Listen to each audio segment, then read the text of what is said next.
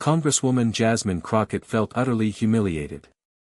Publicly dismissed by staff, she was treated like a problem, a mere inconvenience, until her husband, a retired federal judge, walked through those doors and completely changed the narrative. Jasmine Crockett didn't have the luxury of slowing down, not that day. She'd been running on fumes for 3 weeks straight, committee meetings in Sacramento, a policy roundtable in San Antonio, and a last-minute town hall in Tulsa. Her carry-on luggage had barely been unpacked between stops. But today wasn't about politics, today was deeply, profoundly personal. She arrived at Dallas Love Field just past 6:30 in the morning. Her cousin, Devin, had passed away. He was only 42, a victim of liver failure. She'd grown up with him, considered him like a brother. Skipping his funeral wasn't an option, no matter how exhausted she felt, or how little sleep she'd managed. Wearing a simple black dress under her blazer, Jasmine moved with quiet, determined urgency through the terminal. She clutched a coffee in one hand, her phone in the other, quickly scanning emails from her assistant as she walked towards the Southwest check-in desk. Her flight to Jackson, Mississippi, was scheduled to board at 7:10. The first sign of trouble wasn't a prolonged stare, but a fleeting expression, a flicker. The young man behind the counter glanced up from his screen, then back down, then offered a slight smirk. Jasmine recognized that look instantly. She'd been dealing with it her entire career. She handed over her boarding confirmation and identification. "I am on flight 2376 to Jackson. I'd like to check my carry-on," she said clearly. The agent tapped a few keys, then frowned. You're not in the system," he mumbled. Jasmine remained calm. "That can't be right. I checked in an hour ago." "Here," she said, handing over her phone. "My boarding pass is right here." He glanced at the screen, then back at her. "Well, there's been a change. Your seat's been reassigned. You'll have to wait." "Reassigned to what?" He didn't answer immediately. Instead, he leaned back in his chair and waved toward someone else behind the desk. "Hey, can you come take a look at this?" Jasmine glanced at the clock, 6:43. Her heart began to tap faster in her chest, but her voice remained level. "Can you just tell me what the issue is? I have a funeral to attend." The second employee arrived, barely glancing at her. "She's flagged for random review," she stated flatly. "We're going to need to recheck your credentials." Jasmine blinked. "Excuse me? It's routine." "No, it's not," the woman snapped. "I've taken this route 4 times this year. This has never happened." The first agent stood up. "Ma'am, if you don't calm down, I'm going to have to ask you to step aside." Jasmine raised her eyebrows. "Calm down. I'm asking a question." "That's enough. Please stand over there." Passengers behind her had started to pay attention, phones were out, recording discreetly. Someone whispered, "That's Congresswoman Crockett," but that didn't seem to matter. Your like and comment tell the algorithm these stories deserve to be heard. Thanks for your support. Jasmine stepped aside, her jaw clenched. She pulled out her government ID. "I'm not hiding anything. I'm on official travel." They barely looked at the badge. The second agent said, "ID doesn't override protocol." A sharp, sinking feeling ran through her gut, something wasn't right. This wasn't a misunderstanding, this was personal. Still, she kept her voice even. "I'll cooperate with whatever's required, but I'd like to speak to a supervisor." That's when the first agent motioned to someone out of view and said, "Security, please." But Jasmine hadn't raised her voice, hadn't broken any rules, and now she was being treated like a threat. Jasmine stood quietly near the end of the counter, arms crossed, eyes fixed on a stain in the carpet. It was the kind of moment that demanded stillness, not weakness. She wasn't about to give anyone the satisfaction of seeing her flinch. She could feel the passengers behind her looking, some whispering, others recording. One woman made eye contact and mouthed, "I'm sorry." Jasmine gave her a quick nod. She appreciated it, but sympathy wasn't going to fix this. Two TSA officers walked up, not rushed, not calm either, that in-between pace that always accompanies a suspicion that's already been decided. "Ma'am, we need you to come with us," one of them said. "For what?" Jasmine asked, not moving. Her voice was clear, not loud. "Random review. Please don't make this more difficult than it has to be." She slowly held out her boarding pass and ID again. "I've already checked in. This is an official government trip. That's a real badge. There's no issue here, except the one you're creating." The officer didn't look at the ID, he didn't even ask a follow-up. "Ma'am, please," he repeated. "We're not asking." There it was, the quiet threat. Jasmine glanced over at the gate screen. Flight 2376 was still on time, boarding starting in 10 minutes. She thought about her mother waiting in Jackson, already texting her where to sit. She thought about Devon's little girl, who had asked if Auntie Jazz would say something at the service. She closed her eyes for a second, inhaled, then walked with the officers. They led her away from the crowd, through a side door near the edge of the gate terminal. The hallway was quiet, fluorescent lights flickered faintly overhead. A third agent met them halfway and said something in hushed tones that Jasmine couldn't hear. The officers nodded and turned to her again. "We'll need to do a full pat-down," one of them said. "Also, your bag will be screened. No warrant, no probable cause, no explanation. You're walking a line you're not trained to cross," one of them replied. Jasmine didn't speak after that. She stood with her arms out, letting them pat her down with cold efficiency. Her bag was opened, her toiletries pulled out, her files shuffled. No one explained anything. 10 minutes passed, then 15. She finally broke the silence. "Can someone please explain the reassignment? Why I was pulled?" One of the agents finally glanced up. "Ma'am, I don't handle seating, that's airline. We were called because you were being difficult." "Difficult?" Her voice finally cracked. "I asked a question. I didn't yell. I didn't resist. I complied with everything you said." He shrugged. "We respond to what we're told, that's our job." Jasmine looked at her watch, 7:16. Her flight had already left the gate. For a moment, she said nothing, then she sat down in the cold metal chair against the wall, her hands resting on her knees, eyes locked forward. She wasn't just missing a flight now, she was missing a funeral. She was missing a promise. She was being punished in plain view for nothing. One of the TSA officers stepped outside to make a call, the other leaned against the wall with his arms crossed, avoiding eye contact. Jasmine took her phone out and sent one message: "I was pulled.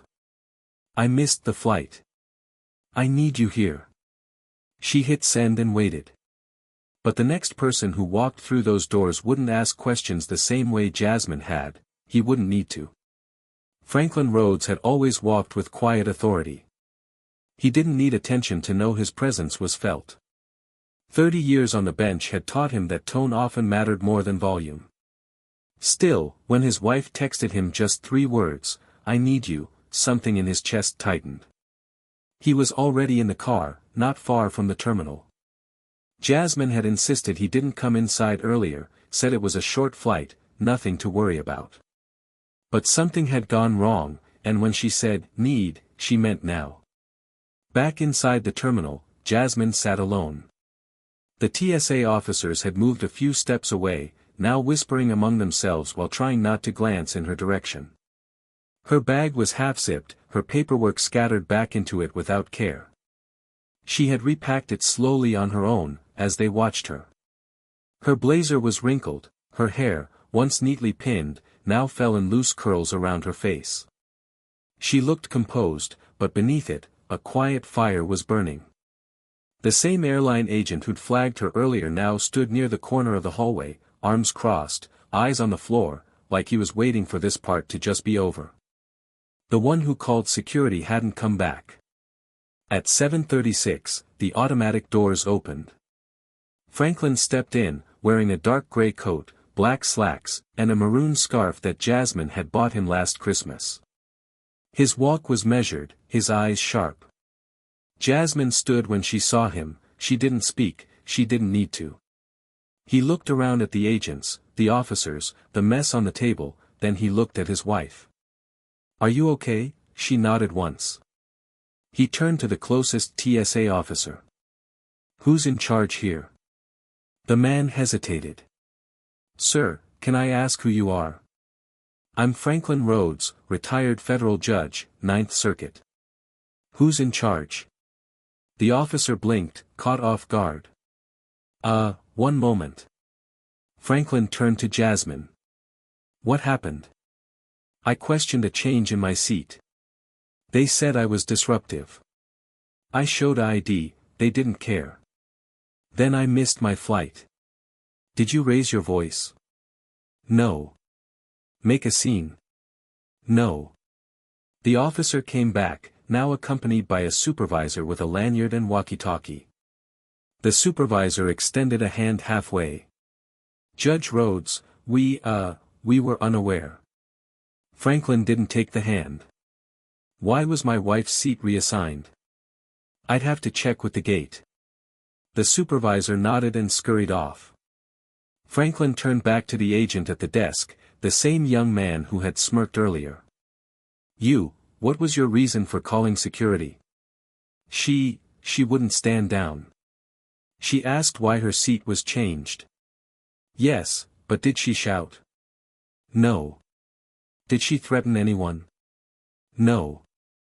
Franklin leaned in just enough. "You do understand that what you did is considered targeted escalation, correct? That security was called without cause? That her ID was ignored? That you detained a federal official without probable suspicion?" The agent swallowed. "I didn't know who she was." Franklin didn't blink. "It shouldn't matter." There was a silence so thick it hummed. One of the passengers who had been watching earlier walked by the hallway, saw what was happening, and pulled out her phone again. Word was spreading. Another agent walked in, the one who had missed everything earlier. He saw Franklin, the badge, the stare from Jasmine. He whispered something to the supervisor, then the apologies began. "Ma'am, we deeply regret." Franklin interrupted. "She doesn't need an apology, she needed dignity 20 minutes ago." The supervisor looked flustered. "We'd like to offer rebooking, first-class seat, next flight." Jasmine shook her head. "He's not trying to get me a better seat, he's trying to get you to realize you don't get to treat people like that, not me, not anyone." But by then, the moment they should have cared about had already passed. Franklin didn't raise his voice, he never had to. His tone was clipped but calm, the kind of calm that filled a room with tension. You could almost see it settle over the space like dust, quiet, but impossible to ignore. The gate manager arrived moments later, out of breath, carrying a clipboard and a look that said he was already in damage control mode. His eyes darted between the TSA officers, the airline staff, and the couple standing side by side like a wall that wasn't about to budge. "Judge Rhodes, Congresswoman Crockett, I." Franklin said, "Save it. We're not interested in your introductions. I want a name." The manager blinked. "Excuse me?" "The name of the person who made the call to security, the one who decided my wife was a problem for asking about her boarding pass." The manager hesitated. "That's a personnel matter." Franklin stepped forward just enough to close the space. "So is discrimination." His voice didn't need to climb. "Hit like, subscribe, and let us know in the comments, who came out on top in this elite showdown." The manager looked at Jasmine, then back to Franklin. He shifted his weight. "I understand this is a serious concern, we're reviewing." "No, you're not," Franklin cut in again. "You allowed your staff to escalate a non-confrontation into a security incident. You ignored federal credentials. You detained a sitting congresswoman, obstructing her travel without a single legal basis, all because someone didn't like being questioned. The gate manager swallowed hard. I'll speak with my regional supervisor. You'll do more than that, I promise. Judge Rhodes will launch a full internal review. Jasmine finally spoke, quiet, sharp. Don't launch it because he's here, you should have launched it the moment I was pulled. The room stayed still for a beat, you could hear the intercom overhead calling boarding for another flight, some other gate, some other crowd. But right here, things had stopped. Franklin looked down at his watch. You've cost her a funeral, that can't be fixed, but you will issue a public apology, not just to her, but to everyone you've done this to and didn't think twice about. The gate manager opened his mouth, but thought better of it. Jasmine looked him in the eye. And no, you don't get to reframe this. Don't spin it like there was confusion, this was judgment, plain and loud. More passengers had gathered near the area now. A man with a baseball cap stood watching from the edge, a middle-aged woman whispered to her husband and pointed toward the couple, another person, younger, maybe early 20s, sat on the floor near a charging station and typed fast on their phone. The story was already leaving the terminal. Jasmine adjusted the strap on her shoulder and turned to Franklin. Let's go. You sure? Yeah, she said. There's nothing left here for them to explain. They walked toward the exit without looking back, no security escort, no hasty employees following them with nervous smiles, no free vouchers, no first-class upgrade, just silence. And behind them, a wave of regret. None of those people had expected to feel that morning, but what came after they walked out would be bigger than anything inside those walls.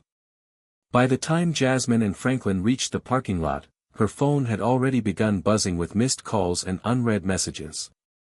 She ignored them all, her fingers curled around the handle of her suitcase, but she wasn't walking toward the car just yet.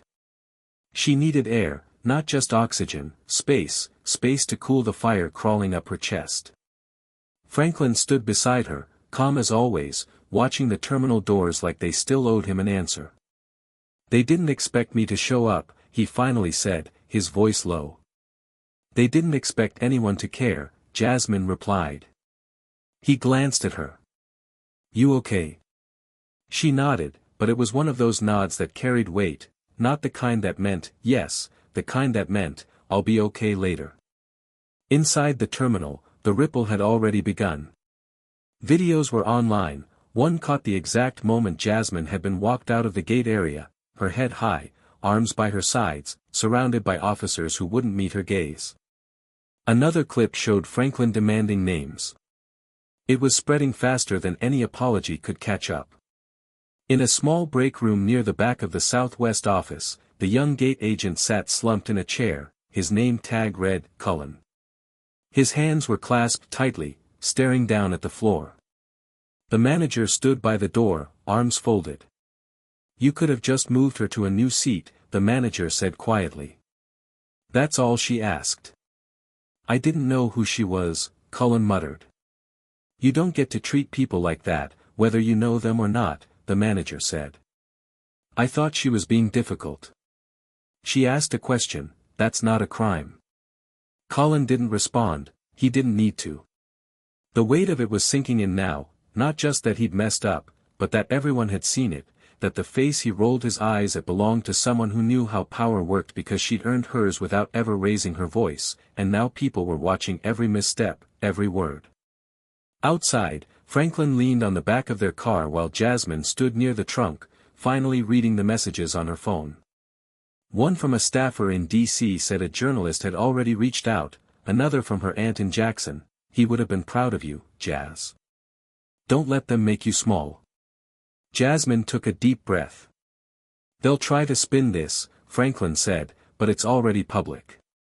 I just wanted to go to a funeral, she said. A long pause. She looked up at him. Did I handle it right? Franklin tilted his head. You didn't give them what they wanted, that's more than most people could have done. It wasn't just about being right, it was about being human and watching that humanity get ignored like it meant nothing. Inside, the airline's regional supervisor had joined the scene, statements were being taken, damage control teams had already begun crafting language that sounded remorseful without admitting liability, that line, the one big companies never cross. But something about this wasn't going away. It wasn't just about Jasmine. People saw their own mothers, sisters, wives in that video. They recognized the tone, the dismissal, the look that said, "You don't belong here," even when everything in your hand says you do. And they were angry. Apologies came first internally, then on social media. The airline released a short statement hours later. "We regret the incident involving Congresswoman Jasmine Crockett and are reviewing our procedures to ensure every customer is treated with respect and professionalism." No names, no real ownership, but that didn't matter anymore because respect shouldn't be situational, and dignity doesn't require a title. But this story wasn't over, not for the people watching and not for the ones quietly remembering moments when they were treated just the same. Later that evening, Jasmine sat on the edge of a hotel bed in Jackson, staring at the untouched plate of room service beside her. Franklin had gone downstairs to make a few phone calls. The memorial had already ended. Her family sent her pictures. They tried not to sound disappointed, but Jasmine could hear it anyway, in the gaps between words, in the silence after, "We missed you." She scrolled through the news on her phone, headlines everywhere: Congresswoman Crockett removed from flight after dispute at gate, TSA and airline under fire after detaining federal official without cause, passenger footage sparks public outrage. Jasmine didn't want to read them, she lived it, she didn't need someone else's version. But the part she didn't expect, the part that caught her throat, were the comments, not just the anger, though there was plenty of that, it was the recognition. People sharing their own stories, school teachers, nurses, military veterans, elderly passengers, all of them describing moments when they were pulled aside, questioned, treated like problems for simply existing in the wrong line or asking the wrong question. A woman from Arizona wrote, "I didn't have a title, so they talked to me like I was nothing. I didn't fight back, I just cried in the bathroom." A man from Oakland posted, "The way they handled her is the way they handled my father, he missed his heart surgery." No one apologized. It went on and on. Jasmine felt something catch in her chest. This wasn't just about what had happened at Gate 22B, it was about something older, something far more common. Franklin walked in a few minutes later, set his phone down on the desk. "You're everywhere," he said. "I know." He looked at her for a moment. "You want to talk about it?" She shook her head. "Not yet." He sat beside her. "You did the right thing, even when they didn't." Jasmine looked over at the window. The city outside was still, streetlights humming, cars passing in slow intervals. "They treated me like I was invisible," she said finally, "like I didn't belong, even when I showed them who I was." Franklin nodded. "You think they'll learn from it?" "I don't know," she said, "but maybe someone else will. Because that's the thing about moments like these, they stick, not always for the people who caused them, but for the people who live through them, and for the people watching, remembering, realizing, this has happened to me, too." Later that week, Jasmine returned to D.C. She declined the morning news interviews. She didn't want her face turned into a symbol, she wanted a conversation, not a spectacle. Instead, she wrote a letter, one that got published in several newspapers. In it, she wrote, "This isn't just about one gate or one airline, it's about how quickly some people in power forget the basic rules of human decency, about how easily someone's voice can be dismissed when it doesn't come wrapped in privilege or pedigree. And it's about how dignity is not something that should be given based on recognition, it should be automatic, every single time." That line was quoted more than any other. The airline eventually issued a longer apology, one that named her directly. But by then, the public had already written their own version of the story, one where Jasmine Crockett wasn't just a congresswoman, she was a stand-in for every person who's been overlooked, silenced, or pushed to the side like their voice didn't carry weight. And she didn't yell, she didn't threaten, she stood still and let the world see what it really looks like when someone who deserves better is treated like they don't matter. But the final message wasn't hers alone, it belonged to everyone who'd been quietly waiting for someone to speak up when no one else did.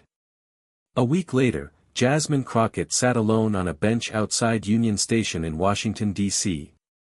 She had just finished a meeting with a group of young interns working on civil rights policy. They didn't ask her about committees or legislation, they asked about the airport. One of them, a 19-year-old from Kansas named Talia, said quietly, "I saw the video. I've been treated like that before." "I didn't know what to say when it happened," Talia continued. "You didn't say much either, but you made it loud." That stayed with Jasmine because sometimes the moment doesn't call for noise, it calls for stillness, a kind of stillness that forces the world to look at what it's doing. She thought back to the look on that gate agent's face when Franklin asked for his name, the silence that followed, the realization that he hadn't just disrespected a passenger, he had exposed himself, not to a title, but to a truth he probably wasn't ready to see. She remembered what Franklin told her the night they got back to their home in Fort Worth. "Most people think power comes with a badge or a desk, but real power is when you know who you are and no one can take that away, even if they try." That had been the lesson all along, not just for the airline, for everyone watching. Because the truth is, this wasn't an isolated story, this was just the one that got caught on camera, the one that featured someone with a title, a platform, a voice too loud to ignore. But what about the ones who aren't in Congress? What about the woman trying to get to her daughter's graduation? The man flying across the country for a job interview? The grandmother going home to bury her brother? What happens when they get dismissed? Franklin was right, it should never take a title for someone to be treated with basic human decency. Jasmine leaned back on the bench, watching people rush past, with coffee cups, briefcases, earbuds in, heads down, everyone trying to get somewhere, everyone hoping the world doesn't stop them just for being themselves. She picked up her phone and drafted one more message to her staff. It read, "Next town hall, we open with a story, not about politics, about people, about what happened at Gate 22B. Because stories matter, not for the drama, not for the headlines, but because they hold up a mirror and force us to ask, if that had been me, what would I have done? Or, more importantly, if I had been the one in power, how would I have treated her?" The lesson wasn't about shame, it was about awareness and the reminder that dignity isn't a reward, it's a right. So, to anyone who's ever been talked down to, brushed off, pushed aside, to anyone who's ever had to prove they belong in a place they already paid to be in, to anyone who's ever swallowed their words because they were afraid their tone might be used against them, your story matters, and one day someone will speak it, with or without a camera watching. So the next time you're in line at a counter or behind a desk, look people in the eye, listen, don't assume. Because how we treat people when no one's watching says everything about who we are when everyone is. If this story made you feel something, anger, empathy, recognition, then share it. Don't let it stay a headline, let it be a reminder. And if you want more real stories like this, stories that reveal, reflect, and remind us what respect looks like, make sure to subscribe because the truth deserves to be heard, and so do the people living it.